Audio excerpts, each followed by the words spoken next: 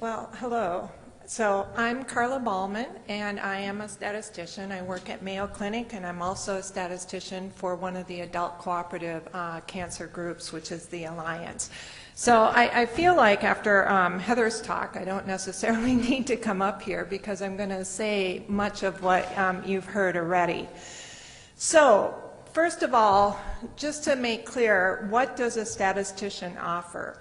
Well, I think a major thing is a statistician will carefully review your aims and hypotheses, because we need to be able to write the stats section. So we have to know, how are you going to show these aims? How are you going to show these hypotheses? If your hypotheses or if your aim is, I'm going to cure cancer, well, gee, I'm not sure how I'm going to help you do that or show that you've done that. So it has to be something that, I can relate to, so I can write about and say what sort of analyses I'm going to do, and I know what sort of data and endpoints I'm going to get. And I also know, what does success look like? What does failure look like? And often I'll ask people, because I won't understand their specific aims, and I'll say, tell me at the end, when, how will you know that this was a success, that your study was a success? And then that will help us sort of refine those aims and will help me write the statistical section. Also, it helps elicit the structure of if it's an experiment or if it is a clinical research study, because I need to know how you're going to go about accomplishing these aims so that I can understand that and I can make my section consistent with how the study is set up. It parses the problem mathematically. That's just so that we can test it and do analyses and get results. And then a statistician also obviously structures the analyses. So, how do you find a statistician? Well, the thing I want you to know is it's a statistical collaboration. You're going to be the most successful if you approach this as a collaboration and not a service. If you're going to approach it as, oh, here, I just need you to give me a sample size and, that's it, you'll get that sample size, but you probably won't get the grant funded if that's all you got from your statistician. So you have to view it as a collaboration. Now, how do you find a statistician? Well, the best thing to do is ask your mentor or research team who they work with. And if it's a good research team, there may already be a statistician on it. That's the best, because you want to try to find a statistician that knows a little bit about the area in which you work. Because again, the more experienced a statistician is in the area, the more they'll have seen and the more they'll be able to ask insightful questions or help guide you as to what might be more appropriate endpoints. If your team really doesn't have a statistician or no one's able to help you, look for your biostatistics core at your institution. If you're in a cancer center, there probably is a biostatistics core, a part of that cancer center. If you don't have a cancer center at your institution, then you might have a clinical and translational research center, and there will be statisticians there. And as I said, ideally the statistician will have content knowledge. And then, as I said, establish an ongoing relationship. Make that statistician a friend. Bring them coffee. We love coffee. But, view it as a long-term process, because, if this grant doesn't get funded, you're going to be applying again, maybe repackage it, along the lines of just discussed and so forth. And it'd be helpful to have the same statistician moving forward. And so, these relationships, become long-term and could be, your whole career. And then also, expect mutual education. The statistician wants to be educated in your area, and they'll also educate you in sort of some of the statistical concepts. So your first meeting with the statistician, and you've heard this before today, but start early, because this allows the aims to be refined. If you come to the statistician and say, oh, by the way, today's Tuesday, I have to submit by Friday. Well, you're not going to have, that statistician won't be able to help you refine those aims very well, because there's not a whole lot of time left. Starting early also accommodates queries and interactions. You know, I think a lot of what a statistician does is ask a lot of questions, and it gets the investigator thinking, why are they asking that? Why is that not clear from what I have written? And it helps you clarify sort of the ideas so that when reviewers who are also probably not as immersed in that area as you are, they will also then be able to understand what you're doing. And also it yields thoughtful statistical input. You know, if someone comes to me and says, okay, my grant's due in 2 days, well, you know, I'll do what I can, but it's only going to be 2 days worth of work, and I can't work miracles. Also, send material in advance of the meeting if possible. In particular, even if, you know, people seem a bit reluctant at first to share, oh, it's just a draft, but I like seeing even a draft so I can get an idea of what the whole picture looks like. I read through it all. When I do a grant review, I don't just read the stats section, I read the entire grant, so I get an entire picture of what's going on to see if things are consistent, if the analysis is right. So send the specific aims. I also often ask for relevant or key literature. I ask the investigator, well, what papers have you read? You know, what are the key papers do you think that, you know, have impact on what you want to do? Please send those to me, and I'll take a look at those. And as I said, send a draft of the research section. You know, even if it's very rough, because at least it gives the statistician an idea of where you're going and whether you can get there. What the statistician will contribute is a sound study design to answer your question, be it a laboratory design, just a laboratory study, be it an animal study, or be it human.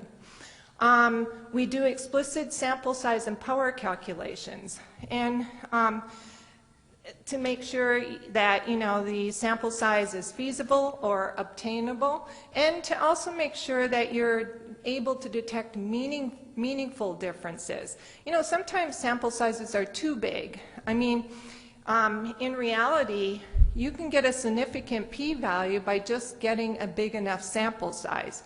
However, you know, if the size, what that means, though, is that you might be detecting just minute differences between the groups that no one's going to be excited about, and therefore you're wasting sample size. And so the statistician will make sure that the differences that, you know, you want to detect have some sort of clinical meaning, and they may ask you that. It's like, what's a clinical or what's a biological meaningful difference? And then also proposes an appropriate analysis plan. One thing I want to mention about sample size and power calculations and why you need to start early is you may have picked an endpoint and you may have developed the most beautiful grant around that endpoint, but it may be that that particular endpoint, like let's say you're working in early stage breast cancer and you want to follow patients, you know, for overall survival. Well, it may mean that you need about 10,000 patients. And, you know, the whole grant is beautiful, everything hangs together. However, given that endpoint you picked, overall survival, you're probably not going to be able to be funded for 10,000 patients. And therefore, the statistician, if you get to them early, you know what the endpoint is, they can do a preliminary sort of sample size calculation. That way you can figure out if you need to maybe change the endpoint because the one you've picked is just not going to be feasible to get that sample size. Now, just a brief review of statistics and you know what we're doing is in statistics we always assume the null hypothesis is no effect or no difference between the groups. We assume that because that way we can, under that assumption, calculate probabilities. And in reality, you don't know what the truth is. It could the null could either be true or the alternative could be true. And then this is where your significance comes in right here. It's called a type 1 error, where in reality the null hypothesis is true and you reject it. And so that's your level of significance.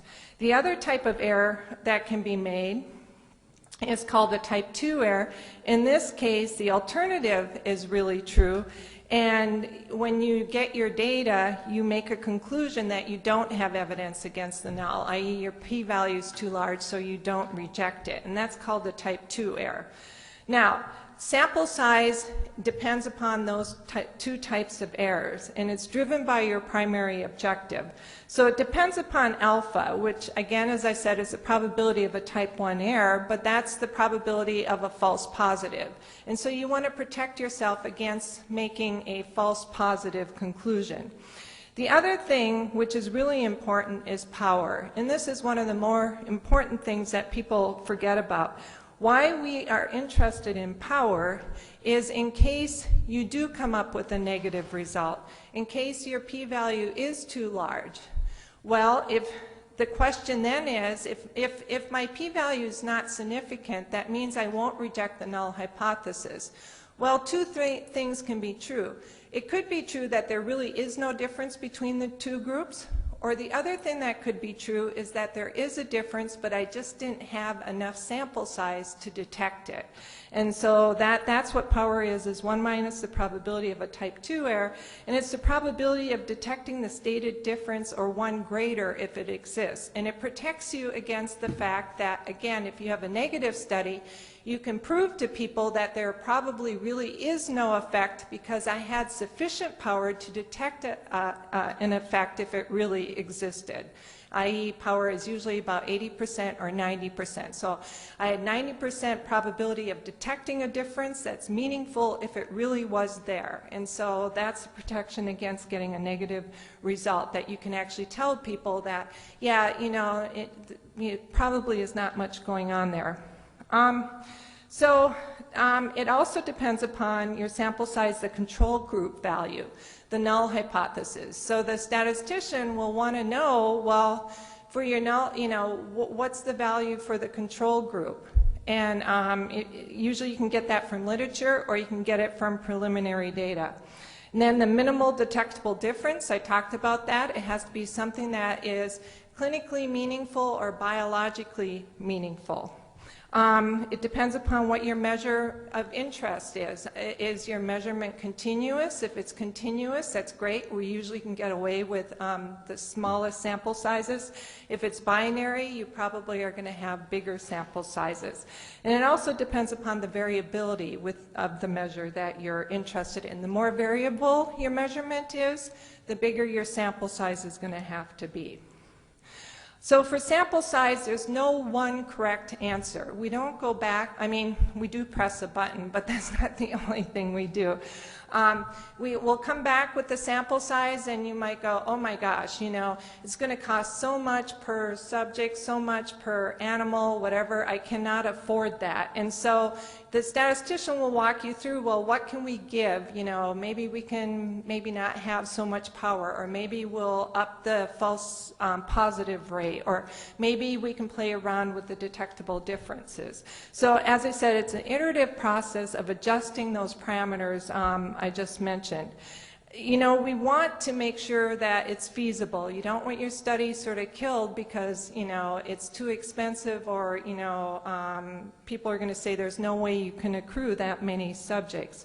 You also want it to make sure that you get a meaningful answer to the questions that are posed.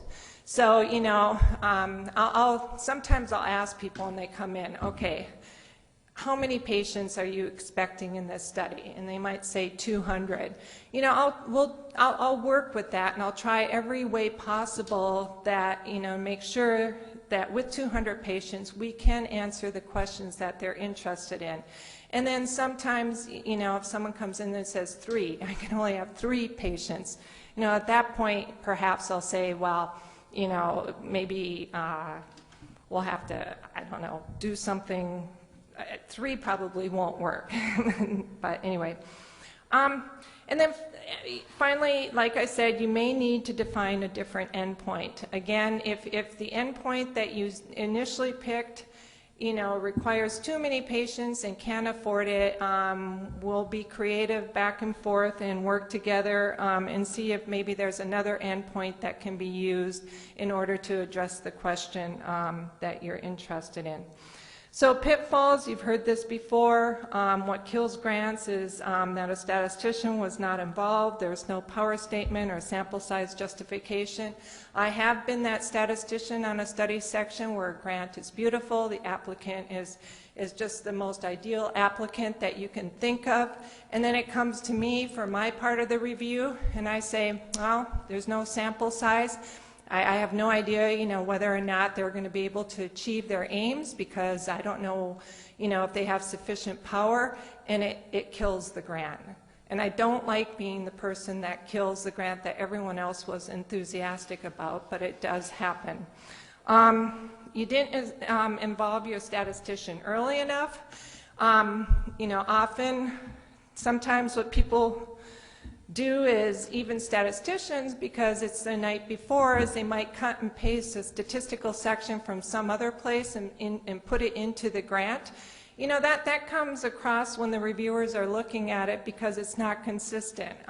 You might be talking about some measurement, and then you get to the stats part, and the analyses is for a completely different type of endpoint, and so that's probably going to kill the grant.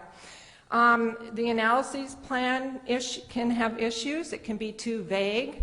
Oh, we're just going to do a 2-sample t-test, and that's your stats section. So that's a bit vague. Well, what are you testing? What are the measurements that are of interest? Just telling me you're doing a 2-sample t-test on what? It's just way too vague. As I mentioned, the analysis plans do not match the aims or the research design, and this usually comes about because the statistician was not consulted ahead of time. Or I've even had investigators that say, oh, I don't need a statistician, but I do need a stats section, so I'm going to take Harry's stats section and just put it into my grant, and everything will be fine. And then also you have to be aware of, too, is sometimes, you're really enthusiastic and you want to collect all this data because, wow, I'm going to do a study, so I'm going to do it right. But if you don't have a reason for collecting the data, that doesn't look good then, because, who wants to pay money for you to collect all this data under the sun when some of the data you're collecting are not really relevant to the aims of your particular study. So as closing advice, find someone with whom you can work, and as early as possible. Sometimes too, same thing with relationship with mentors. There might be some statistician whose style just doesn't match your style, and it's just not going to work. And so it's better to find that out early rather than later, because usually you can find some statistician that you're able to work with. Be open to advice. Again, the statistician we're on many, many grants, and so we've seen many different grants. We know what works, and we've seen what other people have done in similar type of situations, so we may have some useful suggestions, so just be open to those, because it may be useful. And then be prepared to work your aims, because again, if it's not an aim that a statistician really knows how to analyze, it's probably not an aim that's going to fare very well with the rest of the review committee. And also the aim has to be achievable in terms of, in the statistical sense, and in terms of answering questions of interest. And so that's all I have. Any questions? Yeah.